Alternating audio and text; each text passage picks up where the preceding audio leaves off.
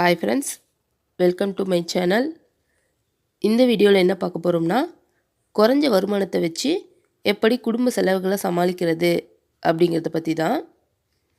இப்போ இருக்க காலகட்டத்தில் நடுத்தர மக்கள் ஒவ்வொரு நாளையும் ஓட்டுறதே பெரிய விஷயமா இருக்குது.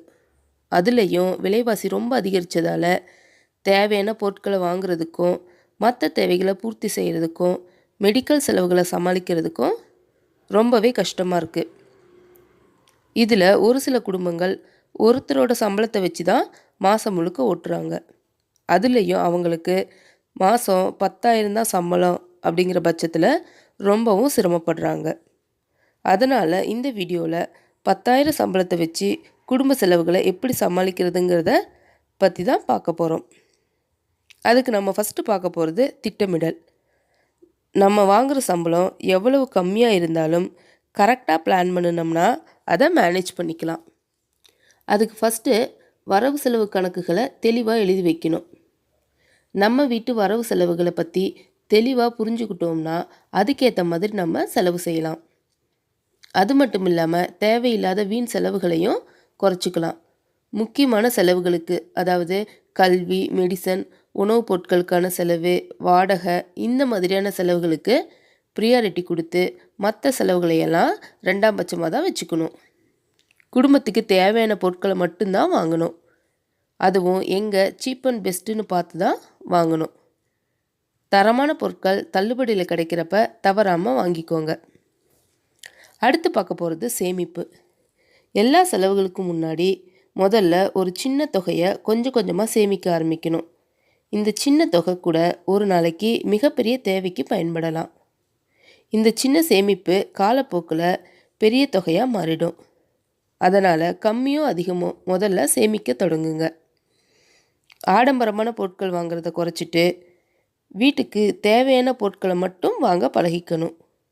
பொருளோ உணவோ எதுவாக இருந்தாலும் எங்கே தரமாகவும் விலை கம்மியாகவும் இருக்குன்னு பார்த்துட்டு வாங்கணும். சிறு சேமிப்பு திட்டங்கள் எப்படி உங்களுக்கு சேமிப்பு அதிகமாக்குதோ அதே மாதிரி சிறு தொழில்கள் மூலம் உங்களோட வருமானத்தை நீங்கள் அதிகரிச்சுக்க முடியும். இது மூலமாக உங்களோட தேவைகளையும் நீங்கள் எளிதாக பூர்த்தி செஞ்சுக்க முடியும். அதனால் ஏதாவது சிறு தொழில் செய்ய முடியுமா அப்படின்னு யோசிங்க. அடுத்து பணத்தை பிரித்து வைக்கிறது. அதாவது நீங்கள் சம்பளம் வாங்கினதும் 1ஆம் தேதியிலிருந்து 15ஆம் தேதி வரைக்கும் ஒரு குறிப்பிட்ட அமௌண்ட்டையும் 15ஆம் தேதிக்கு மேலே செலவு செய்ய வேண்டிய விஷயத்துக்காக ஒரு குறிப்பிட்ட அமௌண்ட்டையும் பிரித்து எடுத்து வச்சுடுங்க. இப்படி செய்கிறதுனால பாதி மாதத்துக்குள்ளேயே எல்லா சம்பளத்தையும் செலவு செஞ்சுட்டு கடைசியாக கடன் வாங்கிறத தவிர்க்கலாம். இப்படி நமக்குள்ளேயே ஒரு சிஸ்டம் வச்சுக்கிட்டோம்னா செலவுகளை சமாளிக்க ரொம்பவே ஈஸியாக இருக்கும். அடுத்து நம்ம பார்க்க போகிறது செலவு செய்யாத நாள். ஏதாவது ஒரு நாளை செலக்ட் செஞ்சு அன்னைக்கு நம்ம ₹1 கூட செலவு செய்யாமல் இருக்க முயற்சி செய்யணும். இதை இங்கிலீஷில் நோ ஸ்பெண்டிங் டே அப்படின்னு சொல்லுவாங்க. இந்த மாதிரி நீங்களே உங்களுக்குள்ள ஒரு சில முயற்சிகளை செஞ்சிங்கன்னா டெய்லி செலவுகளில் ஒரு சின்ன தொகையை சேமிக்க முடியும். இது மட்டும் இல்லாமல் எதிர்பாராமல் சில செலவுகள் வரும். உதாரணத்துக்கு கல்யாணம், காது குத்துன்னு சில விசேஷங்கள்லாம் வரலாம். இது மாதம் மாதம் வரப்போகிறது இல்லை. ஆனால் இதுக்கு தேவையான பணத்தை கொஞ்சமாக தனியாக சேமித்து வைங்க.